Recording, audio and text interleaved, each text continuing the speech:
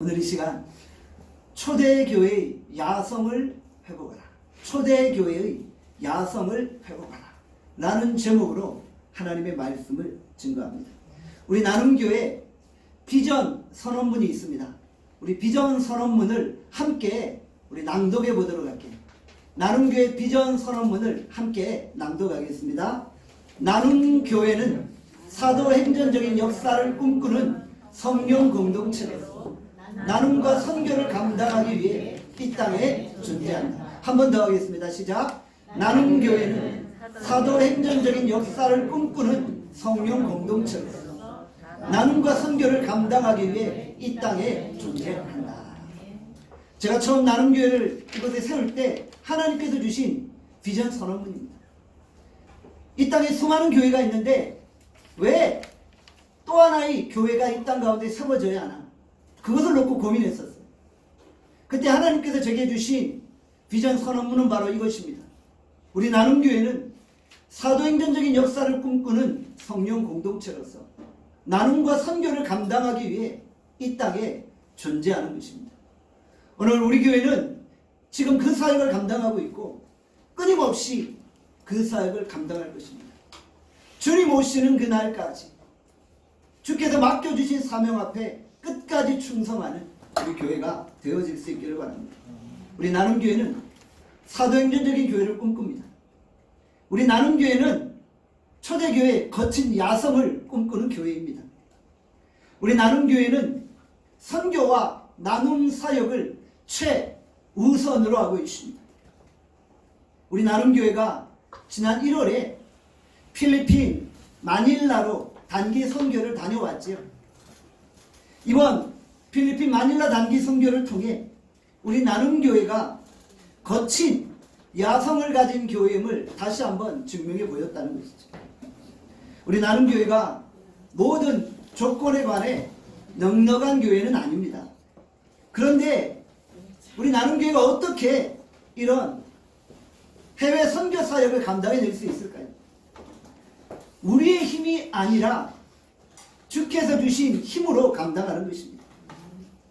필리핀 마닐라 단기 선교 일정 중에 가는 하루, 오는 하루를 빼면 우리가 이틀 정도 머물게 되었어요. 그 이틀 동안 5개 교회를 돌며 복음을 증거하고 예수 그리스도를 외치고 수많은 무신령들을 위해 중보기도 하였다는 것이죠. 우리 나눔교회는 적은 능력을 가지고 있지만 큰 일을 행하는 빌라델비와 교회와 같은 교회인 것입니다. 이사야 60장 22절에 이렇게 말씀합니다.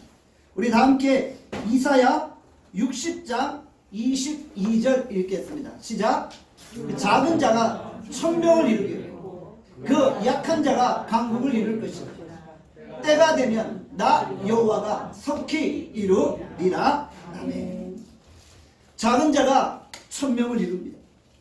약한 자가 강국을 이룹니다. 이 말씀이 우리 나눔교회 안에서 그대로 이루어지는 것이죠. 여호와 하나님이 이 일을 속히 이루시겠다고 약속하시고 말씀하시는 것입니다. 다른 교회들은 선교 여행을 간다고 하면 20, 30대 청년들이 가요. 대부분의 교회가 그래요. 그런데 우리 나눔교회만은 아닙니다. 우리 나눔교회 단기 선교팀은 6, 70대가 주류를 이룹니다. 단기 선교 팀원 중에 담임 목사가 제일 나이가 어립니다. 70대 넘으신 권사님이 함께 선교에 동참해서 왕성한 중보기도 사역을 감당하시는 거예요. 단기 선교를 떠나기 전에 주변에 여러분들이 염려와 걱정을 하셨어요. 연로하신 권사님이 팔에 기부스를 하시고 해외 선교를 가셔서 자칫 쓰러지면 어떻게 하시나? 만약 그곳에서 넘어지거나 다치면 교회 덕이 안 되고 또 교회가 시험 들 수 있지 않을까? 그런 염려를 했었어요.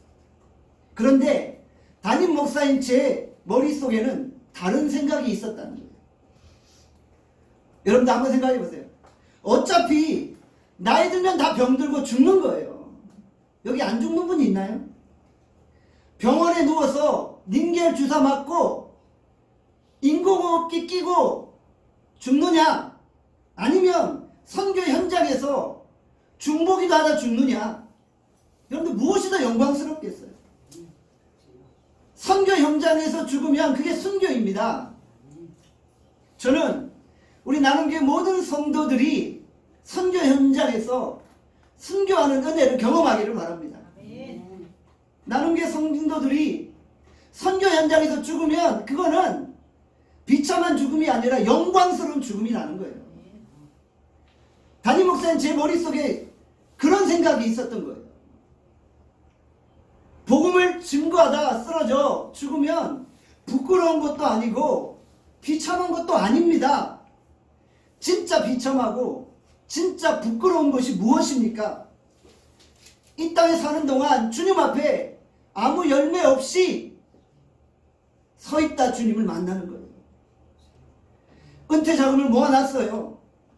편안한 노후 생활을 하는 거예요. 걱정 없이 염려 없이 그냥 즐기다 주님 앞에 서는 거예요. 여러분들 이게 우리의 심판주이신 주님 앞에 설 우리의 모습입니까? 과연 우리가 심판주 되신 주님 앞에 서서 주님 저 노후에 염려 걱정 안 하고 편안히 살다 왔습니다. 이게 우리의 자랑거리인가요? 주님 저 50평 아파트에서 외제차 타면서 좀 편안히 즐기다가 그렇게 살다가 주님 앞에 왔습니다. 이것이 만유의 주시오 온 인류의 심판자 된 주님 앞에 서는 우리의 자세입니까?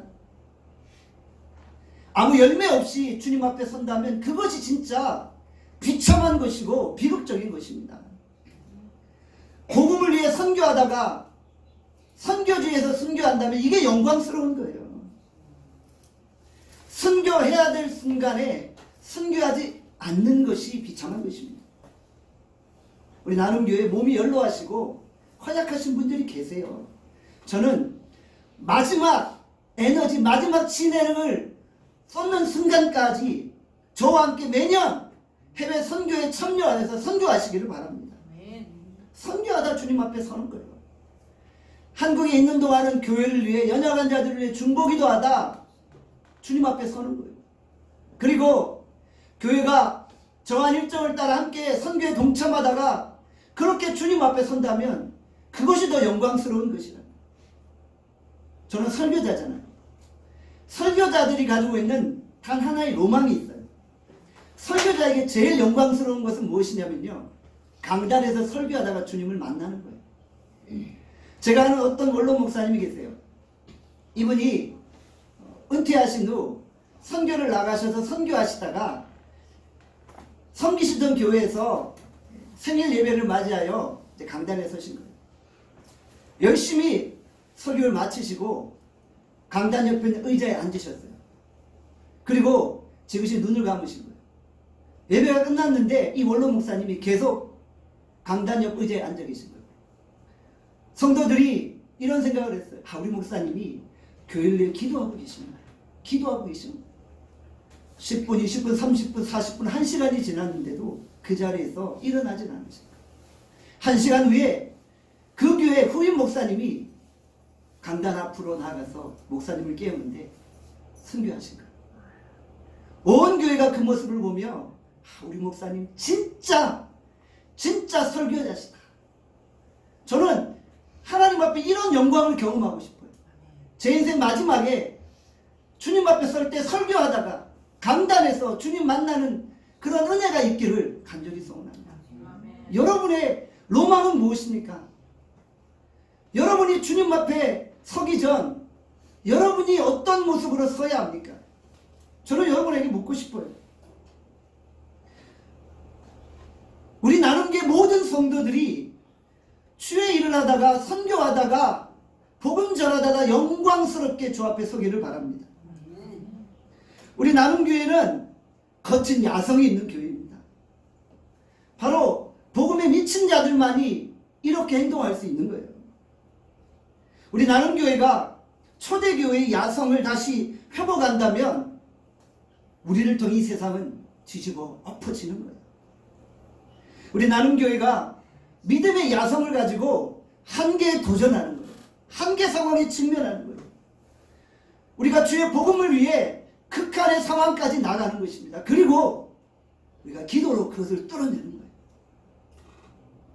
우리 나눔교회가 어떻게 극한의 상황들을 뚫어낼 수 있을까요? 오늘 본문에서 우리에게 분명한 해답을 주고 있죠. 그들이 사도의 가르침을 받아 서로 교제하고 떡을 떼며 오로지 기도하기를 힘쓰니라. 성령 충만해지니 사도의 가르침을 사모하게 돼요. 말씀을 사모하게 돼요. 그리고 성도들이 모여서 서로 떡을 떼며 교제합니다. 떡을 뗀다는 게 무슨 의미죠? 성찬식을 한다는 것이죠.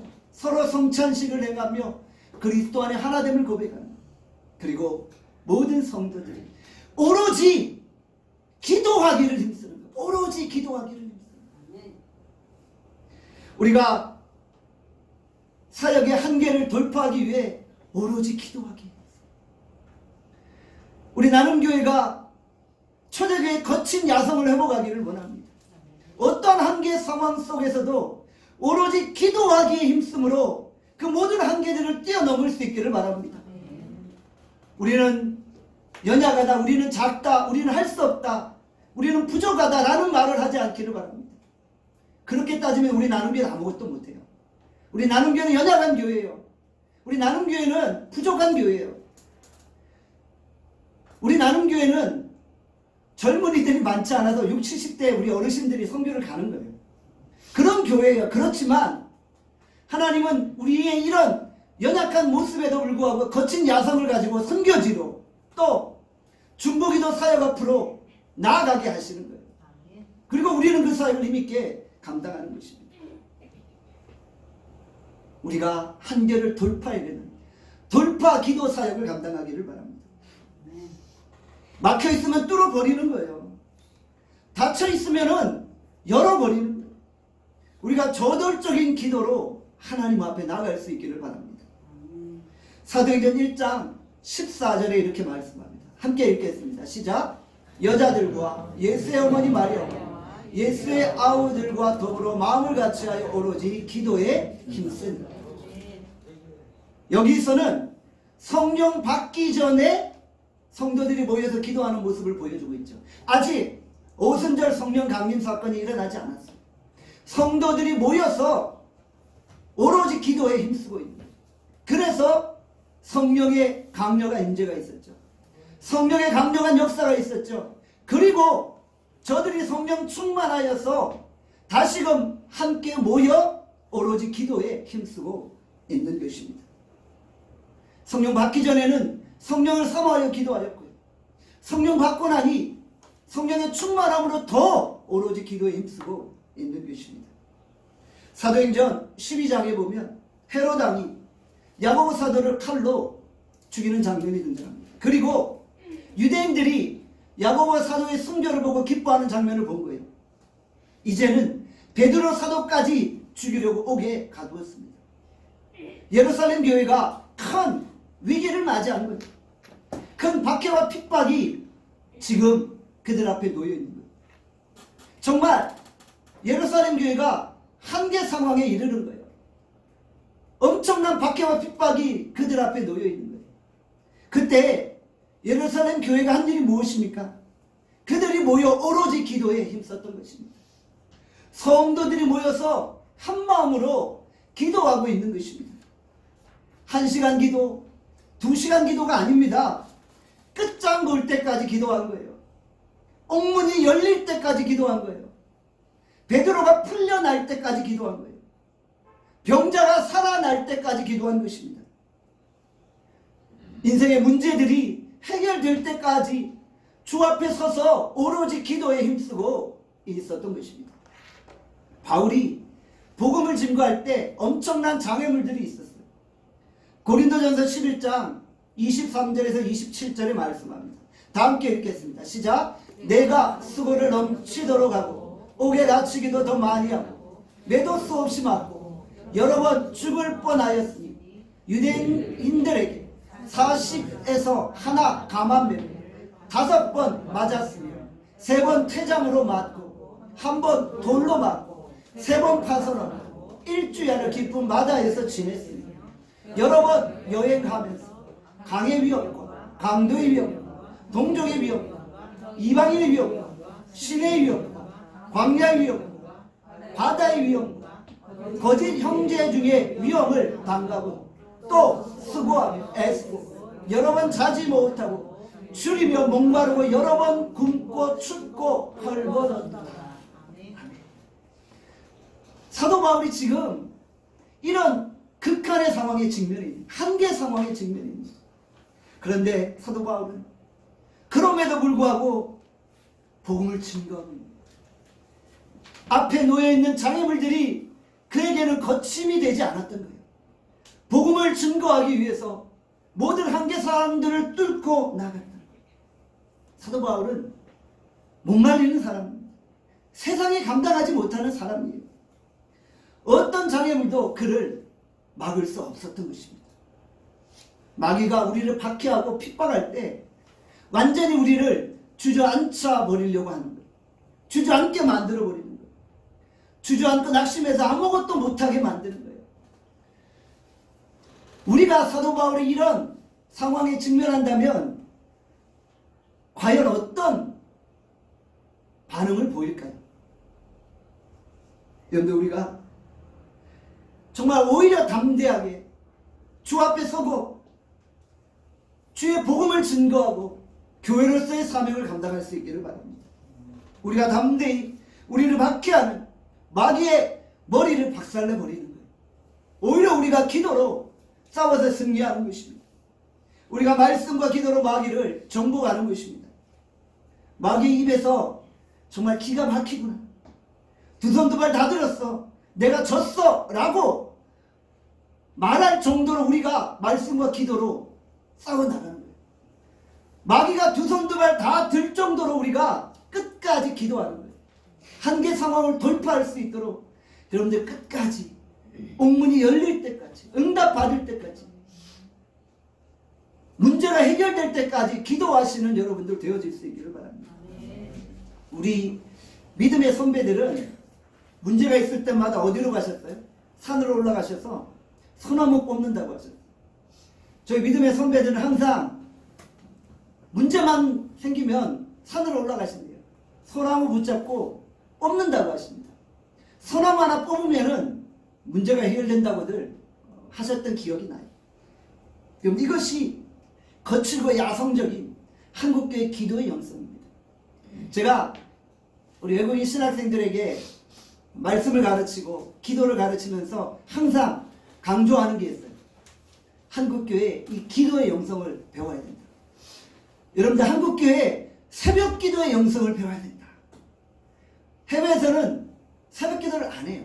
제가 미국에 있었을 때 켈빈 신학교에서 유일하게 한국 목사님들만 새벽 기도를 했어요. 우리 미국 신학생들이 와서 물어봐요. 너희들 왜 새벽 기도 하냐는 거예요. 새벽 기도를 왜 하냐는 거예요. 그들에게는 그게 이해가 안 되지. 그러나 우리 한국교회가 가지고 있는 고유한 전통적인 기도의 영성이 있다. 부르짖는 기도예요. 새벽마다 주여 주여를 외치며 부르짖는 거예요. 배에 힘을 딱 주고 주여를 부르짖을 때 거기서 능력이 나오는 거예요. 목회의 능력과 말씀의 능력은 거기서 나오는 거예요. 여러분들이 이 거친 야성적인 기도를 회복하시기를 바랍니다. 아멘. 우리가 초대교회와 같이 성령이 임재하시고 성령 강림 사건이 일어날 때까지 기도하는 거예요. 그리고 성령이 임재하시면 그 성령의 능력을 가지고 다시금 모여서 오로지 기도에 힘쓰는 것입니다. 우리 나눔교회가 초대교회와 같이 되기를 열망할 수 있기를 바랍니다. 우리는 초대교회를 모형으로 삼고 있습니다. 제자들처럼 쉬지 않고 기도하고 복음 전하고 복음을 위하여서 목숨을 걸 수 있기를 간절히 소원합니다. 우리는 어떤 존재입니까? 창세기 49장 9절에 말씀합니다. 함께 읽겠습니다. 창세기 49장 9절입니다. 시작. 유다는 사자 새끼로 내 아들아 너는 움킨 것을 찢고 올라갔다. 그가 엎드리고 웅크림이 수사자가 암사자 같은 누가 그를 범할 수 있으랴. 우리의 신분은 젊은 사자 같다는 거예요. 젊은 사자가, 우리 안에 사자가 가진 그 거친 야성이 있다는, 그 야성이 되살아나야 한다는 거죠. 아랍에미레이트의 갑부들은 어린 사자를 애완용 동물로 키운다고 합니다. 저도 깜짝 놀랐어요. 그 기사를 보고. 값비싼 자동차 위에 어린 사자를 함께 태우고 즐거운 시간을 보내는 영상들이 있어요. 집에서 기르는 개들처럼 어린 사자에게 목줄을 매고 어린 사자를 끌고 다니는 거예요. 어린 사자가 어릴 때부터 사람들이 주는 우유를 먹고 자라는 거예요. 그러니까 사자 특유의 야성을, 거친 야성을 완전히 다 잃어버린 거예요. 그냥 애완동물에 불과한 거예요. 맹수가 애완동물로 전락한 것입니다. 그런데 어느 날 애완용 어린 사자가 TV에서 밀림의 어미 사자가 으르렁거리는 장면을 봅니다. 그 순간 이 어린 사자 안에서 잃어버렸던 본성적인 사자로서의 야성이 되살아나는 거예요. 그리고 목줄을 막 이렇게 막 휘날리면서 집을 뛰쳐나가는 거예요. 그날 어떤 주민이 아랍에미리트의 주택가에 돌아다니는 어린 사자를 발견한 거예요. 그리고 즉시 경찰에 신고한 것입니다. 호세아 11장 10절에 이렇게 말씀합니다. 함께 읽겠습니다. 시작. 그들은 사자처럼 소리를 내시는 여호와를 따를 것이다. 여호와께서 소리를 내시면 자손들이 서쪽에서부터 떨며 오되. 우리 여호와 하나님이 어미 사자와 같다고 말씀하십니다. 사자처럼 소리를 내시는 여호와 하나님이다라고 고백하는 거예요. 우리는 뭐예요? 우리는 사자 새끼, 어린 사자예요. 그런데 우리가 집안의 고양이처럼 길들여져 있어요.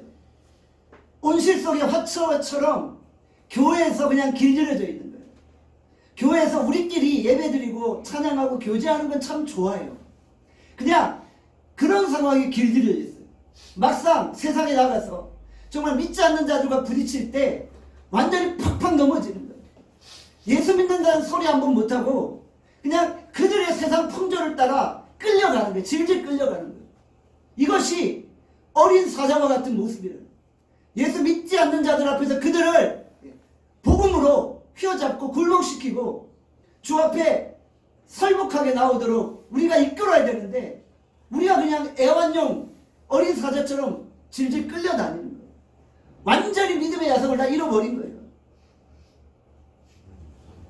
그러나 여호와께서, 어미 사자인 여호와께서 우리에게 소리를 말하시는 거예요. 으르렁!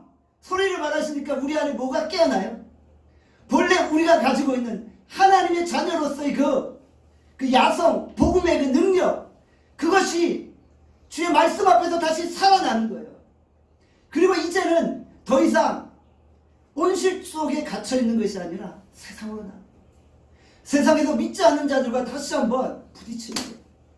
믿음의 야성이 회복되어져서 이제 마귀 앞에서 오히려 우리가 으르렁거리며 그들을 위협하는 거예요.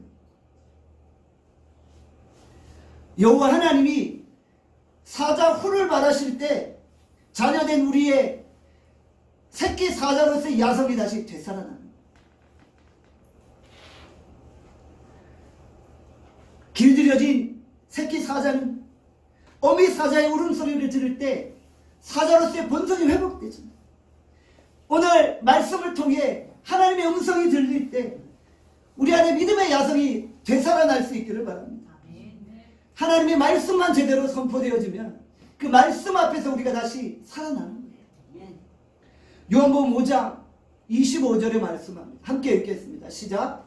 진실로 진실로 너희에게 이르노니 죽은 자들이 하나님의 아들의 음성을 들을 때가 오나니 곧 이때다. 듣는 자는 살아나리라. 아멘. 온전히 주의 말씀이 선포될 때 우리 영성이 꿈틀거립니다. 식었던 영성이 되살아나는 거예요.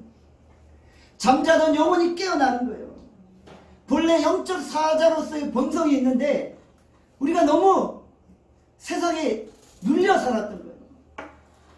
길을 펴야 되는데 세상 앞에 길을 못 펴는 거예요. 이제 그 영성, 거친 영성, 열정적인 기도의 영성, 그 야성 회복할 수 있기를 간절히 소원합니다. 지금 한국교회 모습이 어떤 거예요? 야성을 잃고 길들여진 어린 사자 같은 모습이라는 거예요. 한국교회가 잠자고 있는 것 같아요. 코로나 핑계를 너무 많이 대요. 저도 괜히 코로나가 핑계거리가 되는 것 같아요. 뭐 좀 뭐 하자 그러면 코로나 때문에 힘들 것 같아요. 코로나 때문에 안 될 것 같아요. 그게 그냥 핑계거리처럼 내 입에서 나오는 거예요.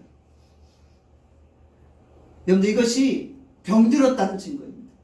이것이 잠자고 있다는 증거입니다. 이것이 야성을 잃어버렸다는 증거라는 것입니다. 지금 한국교회 모습이 첫사랑을 잃어버린 에베소 교회 같은 모습은 아닙니까? 이제 우리가 세상에 길들여진 교회가 아니라 이제 세상을 정복하는 교회로 일어나야 합니다.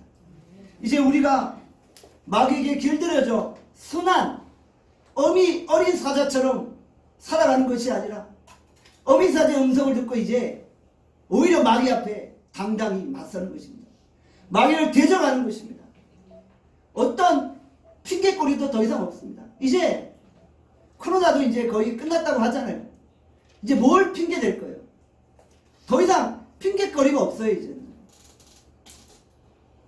이제는 우리가 거친 야성을 가지고 주의 복음을 위해, 예수 그리스도를 위해 사는 길밖에 없는 거예요. 세상과 부딪히고 세상과 맞서고 세상과 다시 한번 맞짱 뜨는 것입니다. 한국 교회의 특유의 기도의 영성을 가지고 다시 통성기도로 나가는 거예요. 성령의 검인, 하나님의 말씀의 능력으로 무장해야 되는 것입니다. 그래야만 마귀를 멸할 수 있는 것입니다. 요한일서 3장 8절의 말씀 함께 읽겠습니다. 시작. 죄를 짓는 자는 마귀에게 속하였나니 마귀는 처음부터 범죄합니다. 하나님의 아들이 나타나신 것은 마귀의 일을 멸하려 하심이라. 하나님의 아들이 우리를 구원하셨어요. 왜요? 마귀의 일을 멸하시려고 구원하신 거예요. 마귀를 정복하라고 멸하신 거예요. 마귀를 짓누르라고 우리를 부르신 거예요. 마귀의 머리를 박살내라고 우리를 이곳으로 보내신 거예요. 이제 우리는 마귀를 멸하고 하나님의 백성들을 다시 그리스도의 몸된 교회로 불러보는 거예요. 이제 우리가 다시금 복음 앞에 서는 거예요. 선교 앞에 서는 거예요. 저는 이 말씀을 선포하며 다시 한번 가슴이 뜨거워짐을 경험합니다. 내 가슴이 뜨거워져요. 목사의 사명이 무엇입니까? 성도를 깨우는 거예요. 성도를 일으켜 깨우는 거예요. 영적인 문제, 육적인 문제를 가지고 주 앞에 나오는 성도들의 그 마음을 치료해 주는 거예요. 문제가 있으면 문제를 해결해 주는 거예요. 상처가 있으면 상처를 치료해 주는 거예요. 교회 안에 죽은 자, 병든 자, 잠자는 자리 모여듭니다. 영적으로 죽은 자가 있으면 내버려 둘 거예요? 살려야지요. 의사가 영적으로 죽었다고 진단만 하면 되나요? 병원에 가면 이 사람 뭐 몇 개월밖에 살 수 없습니다. 진단만 해요. 진단만 하면 그게 무슨 소용이 있어요? 진단만 하는 의사가 진짜 명입니까? 아니잖아요. 살려내야죠. 진단만 하면 어떻게 해요? 살려낼 방도를 만들어내야죠. 병든 자가 있으면 병들었다고 평가만 하지 말고 좋은 약을 써서 살려내야죠. 잠자는 자가 있으면 아이고 잘 잔다. 그래 영원히 자라. 이럴 게 아니라 깽가리를 치고 나팔을 불고 흔들어 깨워서 주 앞에 서게 해야죠. 정신이 번쩍 들도록 찬물이라도 깨얹어야 되죠. 목사의 사명은 생명력이 있는 교회를 세워나가는 것입니다. 생명을 전수하고 생명을 나눠주는 것입니다. 교회 능력은 건물의 크기나 사람들의 숫자가 아닙니다. 그곳에 생명의 능력이 있느냐입니다. 아무리 건물이 크고 아무리 숫자가 많아도요, 하나님이 떠나신 교회가 있어요. 주께서 뭐라고 말씀하셨어요? 그 화려한 그 헤롯 성전을 바라보자. 헤롯 성전을 바라보자. 우리 예수님이 뭐라고 말씀하세요? 다 무너질 것이다. 다 멸망당할 것이다. 그리고 내가 3일 만에 저 성전을 다시 세울 것이다 말씀. 어떻게 저 멋진 저 화려한 헤롯 성전이 비참하게 무너질 수 있어요? 주님이 말씀하시는 건 뭐예요? 화려한 외모적인 그 성전이 아니라 자기 육체를 성전으로 표현하신 거잖아요. 건물이 교회가 아니라는 거예요. 그런 교회는 주님이 함께 하시지 않는 거예요. 그런 교회는 멸망당하는, 결국 AD 70년 로마 장군 티투스에 의해서 헤롯 성전은 완전히 멸망당하게 되었잖아요. 오늘 우리가 세워야 될 성전은 건물이 아니라는 거예요. 우리 내면에 예수 그리스도의 생명의 능력이 나타나는 성전을 세우는 거예요. 우리가 성전된 줄 믿습니다. 우리가 교회입니다. 내가 교회입니다. 여러분 한 사람 한 사람이 서 있는 곳이 곧 교회인 것입니다. 여러분들이 나눔교회 있으면 여러분들이 모여서 나눔교회가 되는 것이고, 여러분들이 가정에 있으면 가정에서 여러분들이 교회가 되는 거예요. 여러분들이 직장에 있으면 직장에서 여러분들이 교회가 되어집니다. 한국교회가 생명의 능력을 상실한 채 건물 크기만 자랑하고 숫자만 자랑하고 있지는 않습니다. 능력이 나타나고 생명이 전수되어져야 합니다. 교회는 항상 예수 그리스도의 능력이 머물러야 하는 것입니다. 예수께서 베드로와 야고보와 요한을 데리고 변화산으로 올라가십니다. 그때 변화산 아래에 어떤 사람이 제자들에게 귀신 들린 아들을 데리고 옵니다.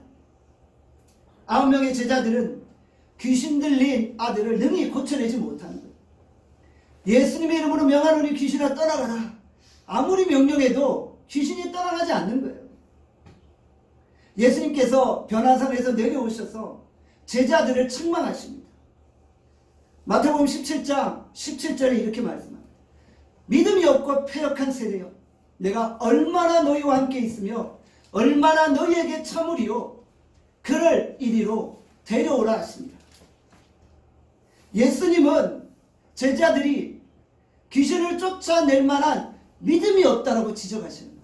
저들이 믿음이 없다라고 책망하고 계십니다. 그러며 마태복음 17장 19절에서 20절에 이렇게 말씀합니다. 함께 읽겠습니다. 시작. 이때 제자들이 조용히 예수께 나와 이르되 우리는 어찌하여 쫓아내지 못하였나이까. 이르시되 너희 믿음이 적은 까닭이니라. 사랑하는 여러분, 우리에게 진정 믿음이 있습니까? 우리가 믿음의 여호와의 영광을 보게 되어집니다. 우리가 믿으면 그 믿음의 기도가 질병을 물리치고 귀신을 쫓아내고 질병을 치료하고 삶의 문제를 해결하는 것입니다. 우리가 믿음이 적은 까닭에 하나님의 영광을 바라보지 못하는 것입니다. 우리가 믿음이 적기에 하나님의 능력을 체험하지 못하는 것입니다. 오늘 우리가 이 말씀을 붙들고 믿음으로 선포합시다. 믿음으로 기도합시다. 하나님의 능력이 이곳에 머물 것입니다. 우리가 믿음으로 하나님의 능력을 구할 때 하나님의 영광이 우리 가운데 임하게 되는 것입니다. 야고보서 5장 15절에 말씀합니다. 함께 읽겠습니다. 시작. 믿음의 기도는 병든 자를 구원하니 주께서 그를 일으키시리라. 혹시 죄를 범하였을지라도 사심을 받으리라. 믿음의 기도가 병든 자를 치료하는 거예요. 믿음의 기도가 죄를 사하는 거예요. 믿음의 기도가 영혼을 구원하고 생명을 살리는 것입니다. 우리 나눔교회 설립 6주년을 맞이하며 성령께서 나눔교회에게 주시는 말씀은 무엇입니까? 살아서 운동력이 있는 진리의 말씀을 붙들고 믿음의 기도로 나아가라는 것이죠.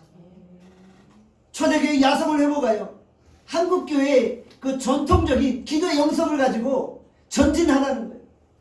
그리고 이 세상을 변화시키라는 거예요. 복음으로 이 세상을 바꿔내라는 거예요. 지역사회를 변화시키고 나라를 변화시키고 민족과 열방을 변화시키라는 거예요. 이것이 오늘 우리에게 주신 거룩한 사명인 줄 믿습니다. 진짜 이 땅에 붕의 불길을 일으키는 것입니다.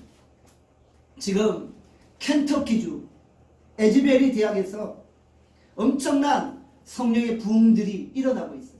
물론 이 성령 사건에 대해서 좀 다른 시각을 가진 분들도 존재하고 있긴 합니다.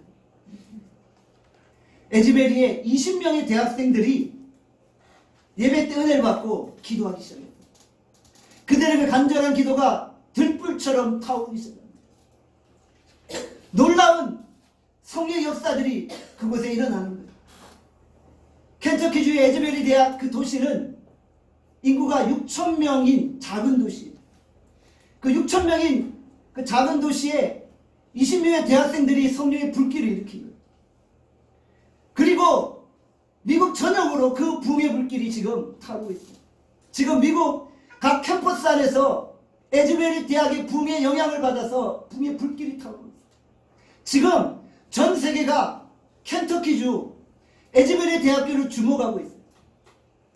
매일같이 실시간으로 에즈베리 대학 안에서 드려지는 예배가 생중계되고 있어요. 그곳에서 놀라운 성령의 역사가 일어나는 거예요. 그 시발점은 성령에 충만한 20명의 대학생이래요. 20명의 대학생이 성령으로 충만해지니까 전 세계가 그 부흥을 목도하고 있다. 오늘 우리 나눔교회 강단에서 불붙는 말씀이 선포되고 우리 나눔교회 강단에서 능력의 저돌적인 기도가 회복되기를 바랍니다. 우리 나눔교회에서 초대교회 그 기도의 야성이 회복되기를 원합니다. 그리고 그 불길이 한국교회를 전염시키는 거예요. 우리 교회 안에 불붙는 성령의 불길이 한국교회에 전염되는 거예요. 저는 우리 성도들이 기도함으로 말미암아 성령의 불길이 일어나 한국교회가 한국사회가 우리 신도림의 나눔교회를 주목하게 되기를 바랍니다. 아멘. 우리 나눔교회에서 켄터키주 에즈베리 대학에 일어나는 놀라운 부흥 못지않은 역사들이 일어나기를 소원합니다. 아멘. 저는 교회 설립 6주년을 맞이하며 이런 은혜를 사모합니다. 아멘. 성령께서 우리 가운데 이런 역사를 일으키시기를 간절히 사모합니다. 아멘. 다시금 한국교회 부흥의 불길이 타오를 것입니다. 우리 나눔교회가 진정 한국교회 부흥의 선봉에 설 것입니다. 아멘. 우리가 오로지 기도에 힘쓰고 오로지 하나님의 말씀을 간절히 사모하여서 초대교회의 영성, 초대교회의 야성을 회복할 수 있게 주님의 이름으로 축원합니다. 기도하겠습니다. 오늘 이 시간 교회 설립 6주년을 맞이하며 하나님이 우리에게 주신 말씀을 생각하고 기도하겠습니다. 하나님, 우리가 초대교회 기도의 영성, 그 기도의 야성 회복하게 하여 주시옵소서. 하나님, 우리가 오로지 기도에 힘쓰게 하여 주시고 말씀과 기도로 강력하게 무장하게 하여 주시고 하나님, 우리가 어떠한 핍박 앞에서도 어떠한 한계 상황 앞에서도 굴복하지 아니하게 하시고 담대하게 돌파해내는 돌파 기도로 걸어갈 수 있게 하여 주시고 우리에게 성령을 부어주시고 하나님, 우리의 가슴에 뜨거운 불이 있게 하여 주시고 하나님, 한국교회 그 소나무를 뽑고자 하는 그 기도의 영성을 다시 우리에게 회복시켜 주시기를 원합니다.